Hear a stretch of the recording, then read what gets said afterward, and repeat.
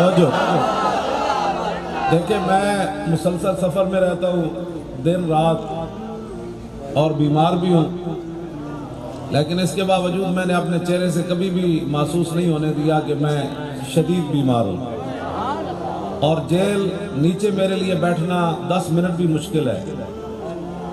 میری بیماری اس قسم کی ہے، لیکن جیل میں 6 مہینے نیچے بیٹھا رہا، آخر کوئی وجہ تو ہے نا۔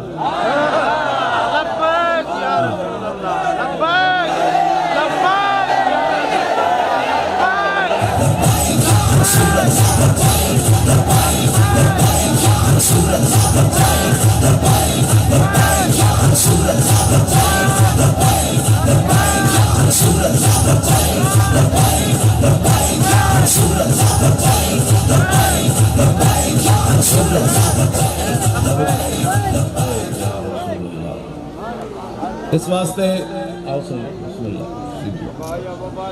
جی تشریف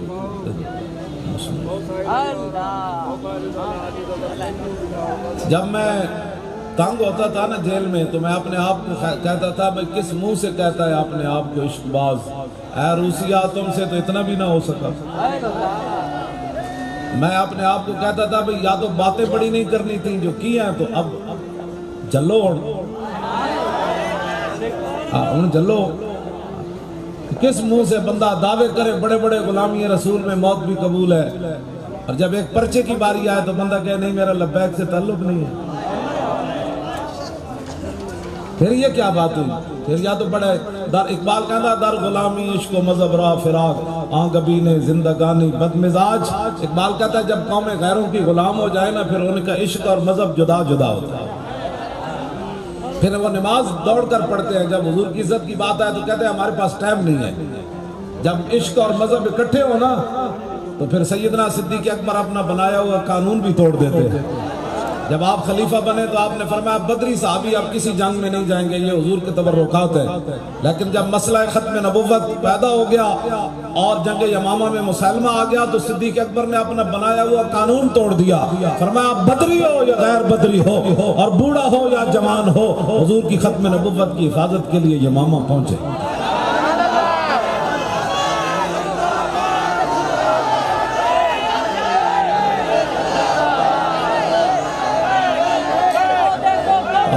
دار ختم نبوت ایسے نہیں بھائی، میں مہمان ہوں، مہمان کے بھی کچھ حق ہوتے ہیں اور میزبان کے بھی ہوتے ہیں۔ پنجاب والے تو بالکل سیکھ گئے، میں ابھی روڈ پر ہوتا ہوں تو ایسا نعرہ لگاتے ہیں میری تھکاوٹ ساری اتر جاتی ہے۔ ان کو پتہ ہے بھائی وہ اس مٹھے نعرے نہ تقریر نہیں کرتا۔ پریشانی والی کیا بات ہے؟ آج شرمانا ہے، نعرہ ایسا لگاؤ، اعلیٰ حضرت فرماتے ہیں شور تکبیر سے تھر تھراتی زمین، جنبش جیش نصرت پہ لاکھوں سلام، نعرہ ہائے دلیراں سے بن گونجتے۔ صحابہ جنہ جنگل جو بھی گزرے نا اور جنگل بھی آئیں کر دے سن کہ محمد عربی دے شیر تھے پہلی باری آئے۔ نعرہ ایسا شرمانے گناہ سے بندہ شرماتا ہے اور برے کام ہے۔ زور لگا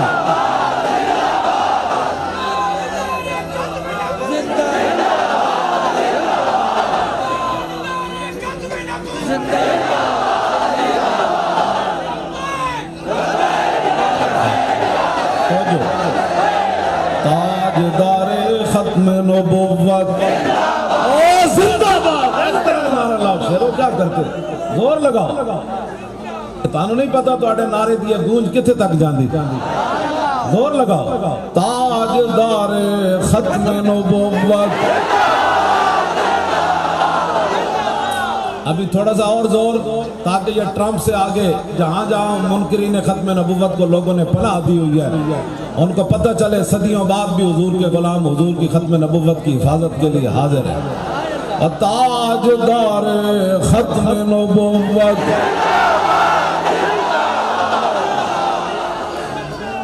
عن علی رضی اللہ تعالیٰ عنہ قال لم یکن رسول، میں اب ختم نبوت والی حدیث پڑھنے لگا۔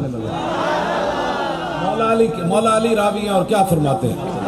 عن علی رضی اللہ تعالی عنہ قال لم يكن رسول اللہ صلی اللہ تعالی علیہ وسلم بالطویل الممغط ولا بالقصیر المتردد وكان رفعة من القوم ولم يكن بالجاد القتت ولا بالسبت كان رجلا شعرا ولم يكن بالمطهم ولا بالمقلسم وكان في وجهه تدوير ابيض مشرب اداج العينين آدب الاشفار جلیل المشاش والقتد اجرد ذو مسربت شسن الكفین والقدمین اذا مشا تقلع کانما ينحط من سبب واذا التفت معه بین کتفی خاتم النبوت وهو خاتم النبیین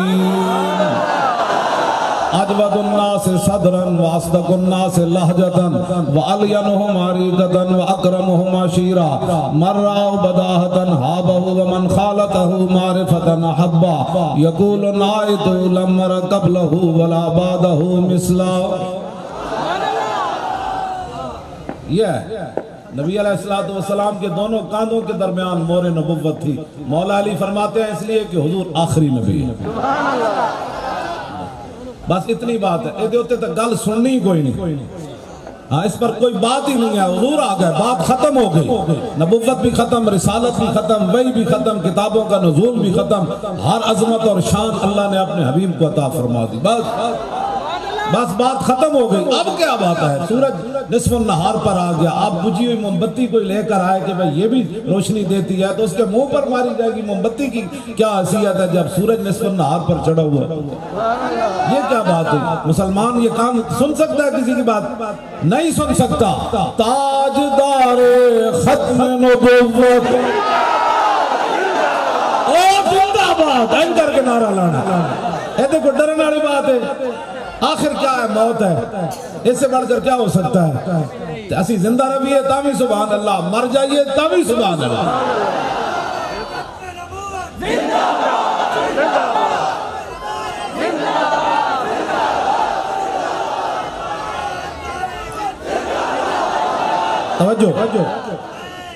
توجہ. جنگ موتا میں جب حضرت زید بن حارثہ شہید ہو گئے اور جھنڈا حضرت جعفر طیار نے اٹھا لیا, انہوں نے آپ کے گھوڑے کی ٹانگیں کاٹ دی. حضرت جعفر طیار گھوڑے سے نیچے آ گئے. اب بات ذرا یہ آپ منظر دیکھیں گے نا, پھر ساری زندگی اس نشے تسی مست رہنا ہے. پھر اور کوئی نشہ آنا ہی کوئی نہیں. کوئی تصور ہی نہ ابھرا تیری تصویر کے بعد, اور ذہن خالی ہی رہا کاسہ سائل کی طرح. یہ کیا بات ہوئی بندہ؟ یہ میں اس کی بھی سن لیتا ہوں, کسی کی بھی نہیں سننی. جیڑا بھی کوئی گل کرے انہوں کہنا کوئی یار دی گل سنا ملا, اور نہ لمے پینڈے پا ملا, نہ علمہ وچ پھسا ملا. حضور کی بات کرو, رسول اللہ کی شان کی بات کرو. یہ کیا بات ہوئی کہ میں اس کی بھی سن لیتا ہوں. حضور کی تشریف آوری کے بعد کسی کی نہیں سننی. بس وہ نہیں جانا اور نہیں جانا, نہیں جانا, بس وہ نہیں جانا. کتنا عظیم منشور ہے ساڑھا. باقی رہ گئی روٹی. روٹی تو رب تعالیٰ سورج بعد میں غروب کرتا ہے, مخلوق کو روٹی پہلے دے. یہ کیا بات؟ روٹیوں کے ذمہ مالک نے خود لیے ہیں. روٹی اور کپڑے اور مکان پر آپ نے دھوکہ نہیں کھانا. انہوں نے کہا کہ یار دی گل سنا ملا. کدوں سے رسول اللہ بدر وچ کیویں تشریف لے گئے؟ فتح مکہ والے دن حضور اونٹنی دے سوار ہو کے بتاں نوں کیویں اشارہ فرمان سن تے بت اوندے منہ گر جاندے سن. آیا گل سنا بھائی, او صحابی جنہاں نے اونٹنی دی نکیل پکڑی ہوئی سی اودی جھاگ کیویں پہ رہی سی یار, اے گل سنا. یہ باتیں سنے آپ کہتے ہیں روٹی. روٹی ابھی تک آپ کی نہیں مل سکتی. روٹی جب بھی آئے گی اسلام آپ کو روٹی دے گا. اس کو اسلام کو ووٹ دیں. بالکل ہمیں ووٹ نہ دیں, اسلام کو ووٹ دیں. قبر میں کم از کم اتنا تو ہونا, قبر میں جب رسول اللہ تشریف لائے تو اتنا مان تو ہونا کہ یا رسول اللہ, اور تو کچھ نہیں تھا, مولویوں نے آپ کے نام بھی پرچی مانگی تھی, میں نے وہ دے دی.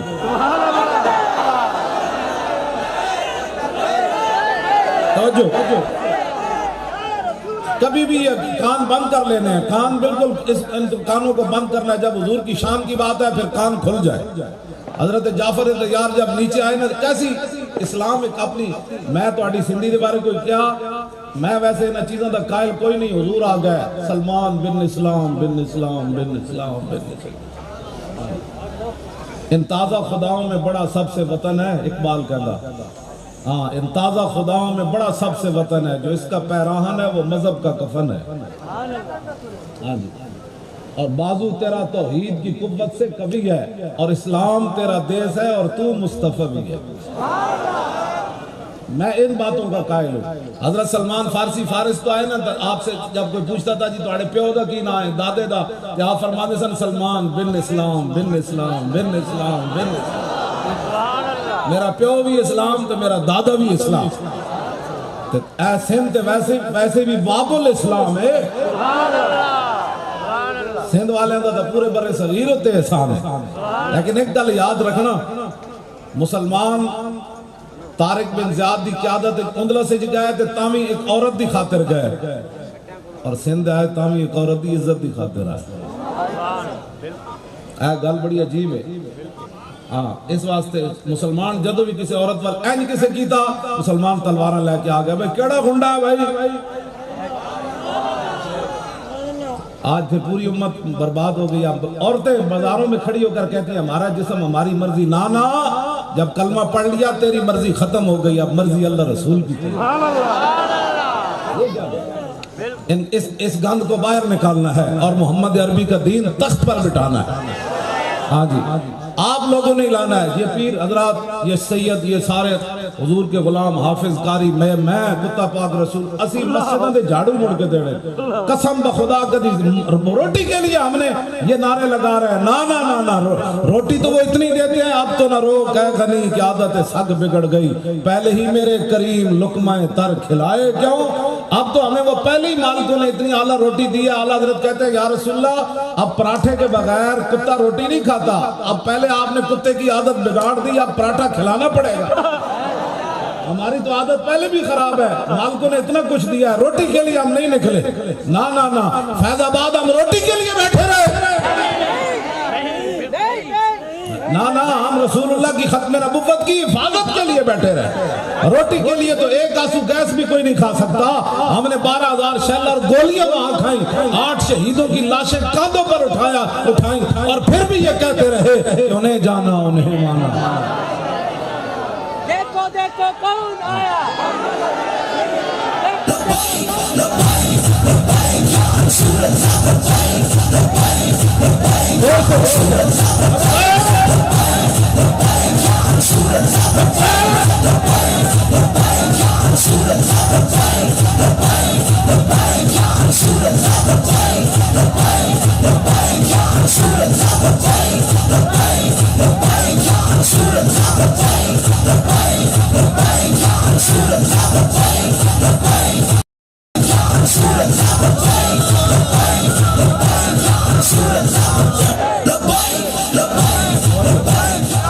ویسے میں بات نہیں کرتا، بلاول کہنا سی جن مولویوں دا حلوہ مک گئے سی تے تاں فیض آباد گئے۔ حالانکہ جب ہم ادھر سکھر سے آ رہے تھے تو راستے میں ہماری گاڑی روک کر لوگوں نے 2 قسم کے حلوے ہمیں پیش کیے۔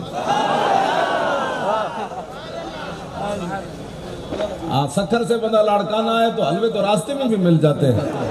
یہ کیا بات ہوئی، ہم لاہور سے اتنا دور گئے ویسا حلوہ کھانے کے لیے؟ نا حلوہ کھانے کے لیے نہیں گئے، یہ کسی اور کا گند ہوگا۔ ہم محمد عربی کی ختم نبوت پر پیرا دینا۔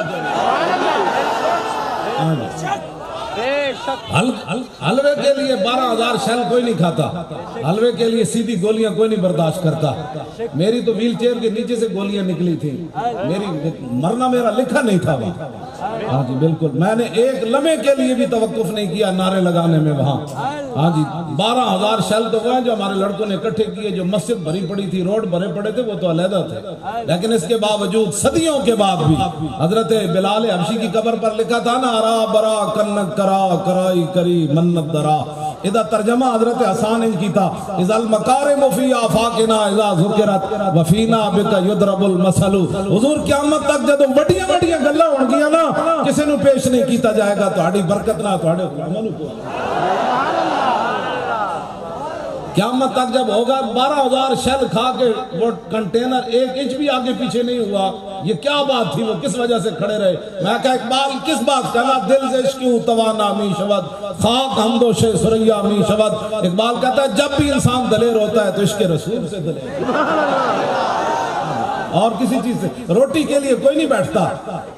نواز شریف وہاں ہسپتال میں رہا، لاہور میں 100 بندہ ہسپتال کے باہر جمع نہیں ہوا، 3 مرتبہ حکومت کر چکے ہیں، 4 مرتبہ پنجاب میں اس کا بھائی کر چکا ہے، لیکن 100 بندہ ان کے لیے نہیں آیا۔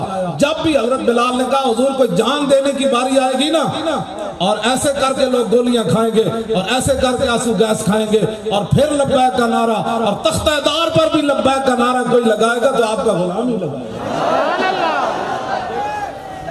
ہمیں کبھی بھی کوئی پریشانی نہیں ہوئی، ہم دنیا میں بھی سرخ رو ہیں اور قبر میں بھی سرکار آئیں تو میں قدموں میں گروں، گھر فرشتے سار اٹھائیں تو میں ان سے یوں کہوں کہ پائے مصطفیٰ سے اے فرشتوں میں کیوں اٹھوں، مر کے پہنچا ہوں یہاں۔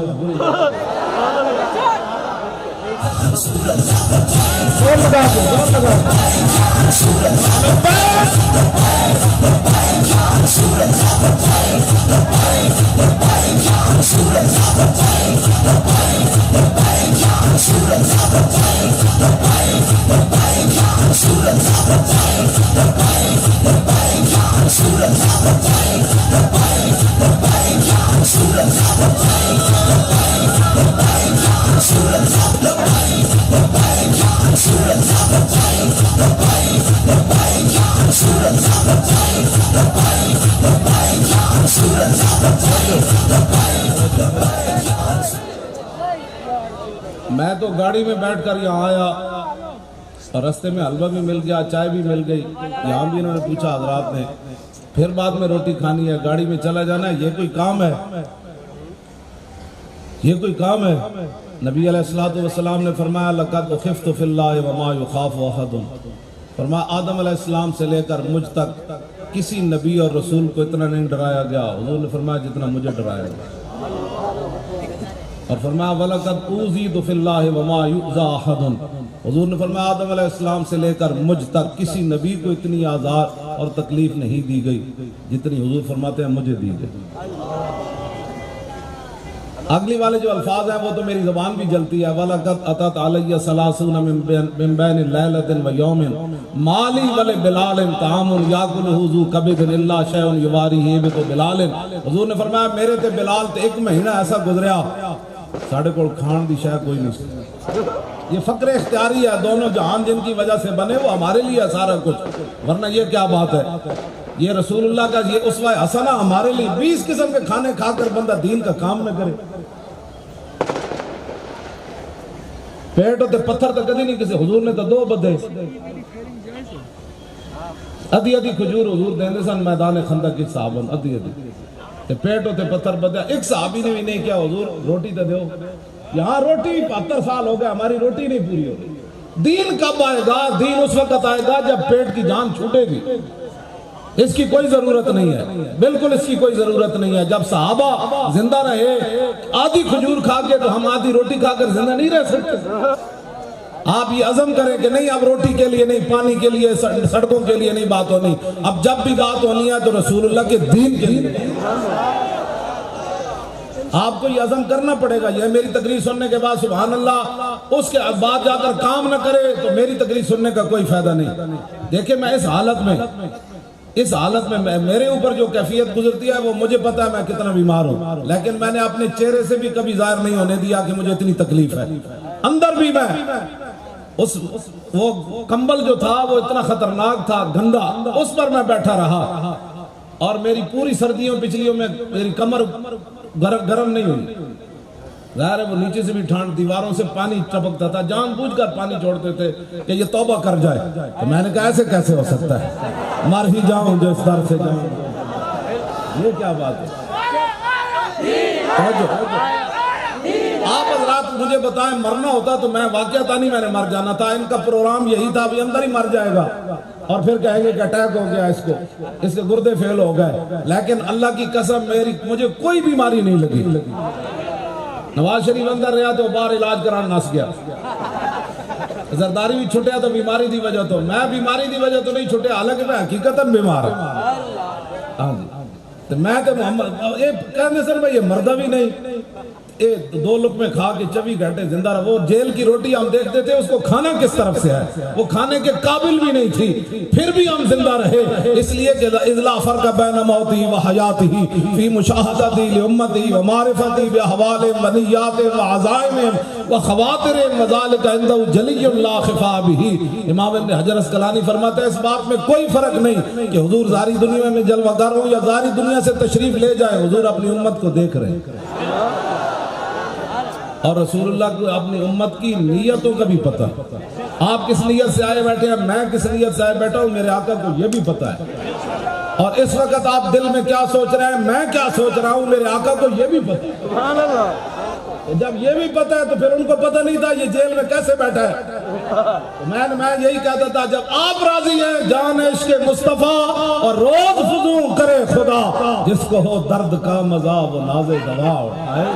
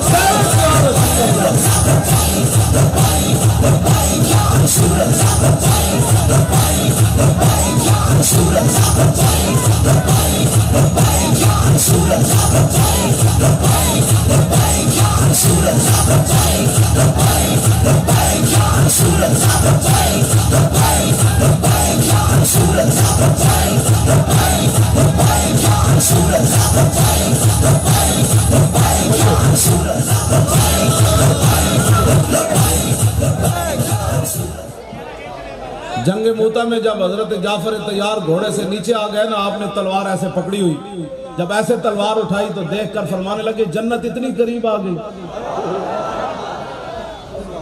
جنت اتنی قریب آ گئی. اگلی بات, آپ کا یہ بازو کٹ گیا, آپ نے جھنڈا اس بازو میں اٹھا لیا. عشق اپنے فیصلے کرنے میں خود بڑا دلیر ہوتا ہے. اور اقبال کہندا نماز عشق و مستی را آزان نیست. اقبال کہندا جڑی عشق و مستی دی نماز ہے آج تک کوئی اذان ہوئی بھی نہیں. یہ تو خود فیصلہ کرنا پڑتا ہے نا. صدیق اکبر حضور کے ساتھ چل رہے ہیں ہجرت کے سفر کے دوران, کبھی آگے چل پڑتے ہیں, کبھی دائیں کبھی بائیں. اور میں صدیق یہ کیا انداز ہے چلنے کا.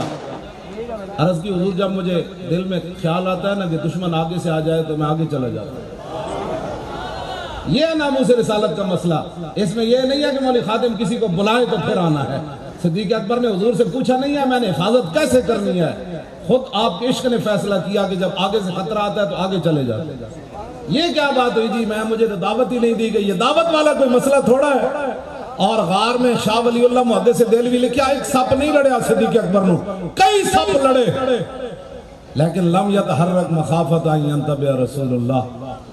جب سانپ لڑتا ہے نا تو بندے کے بس میں کچھ نہیں رہتا, جسم خود ہی ایسے ایسے ہو جاتا ہے. صدیق اکبر کا جسم ایک مرتبہ بھی ایسے نہیں ہوا کہیں حضور کی نیند میں خلل نہ. اس مسئلے میں آپ اس مسئلے کی اساسیت کو سمجھیں. اس مسئلے میں کسی کی اجازت کی ضرورت نہیں ہے. ہاں اس مسئلے میں ہم نے کسی اجازت لی. اگر میں آپ نے بیماری پر جاتا تو میں تو لاہور اپنے کمرے سے بھی میں نے نہیں نکلنا تھا. یہ تو عشق ہے نا کہ بندے کو گھسیٹ کر فیض آباد لے گیا, گھسیٹ کر لے گیا. گاہ بہیلا می برد گاہ بزور می کشت, عشق کی ابتدا جب عشق کی انتہا جب. اقبال کہنا کدی تے خوشی نال لے جانا, کدی دھکا مار کے لے جانا. کبھی کبھی ایسے بھی ہوتا ہے. ہم تو چلے گئے, اب جو وہاں حاضریاں لگواتے رہے تو پھر تو یہ کوئی میرے بیٹے کا ولیمہ تھوڑا تھا بھی حاضریاں لگوانے کی. میں جو ادھر سویا ہوا تھا کنٹینر کے ٹائروں کے ساتھ, یہ 3 دن کے بعد خیمہ لگا, مجھے تو وہاں ٹھنڈ نہیں لگی. میں نے تو اپنی بیماری کو آڑے نہیں آنے دی. یہ کیا بات ہوئی دنیا میں؟ ہم نے یہ بتانا تھا کہ ہم حضور کی عزت کے لیے اور ختم نبوت کے لیے جناب ہمارے پاس ٹائم نہیں ہے. پھر صدیق اکبر کو فرمایا ہوئے جنگل کے درندے بھی آ کر صدیق کو ٹانگوں سے پکڑ کر لے جائیں تو مدینے سے سارے مرد چلے جائیں. بلکہ ایک اور الفاظ ایسے ہیں میں ان کا ترجمہ آج تک میں نے نہیں کیا. آپ نے فرمایا مدینہ پاک کے اندر جو پردہ دار عورتیں بیٹھی ہیں نا جنگل کے درندے ان کو ٹانگوں سے بھی پکڑ کر لے جائیں تو لشکر اسامہ ایسے ہی جائے گا جیسے میرے آقا نے حکم دیا.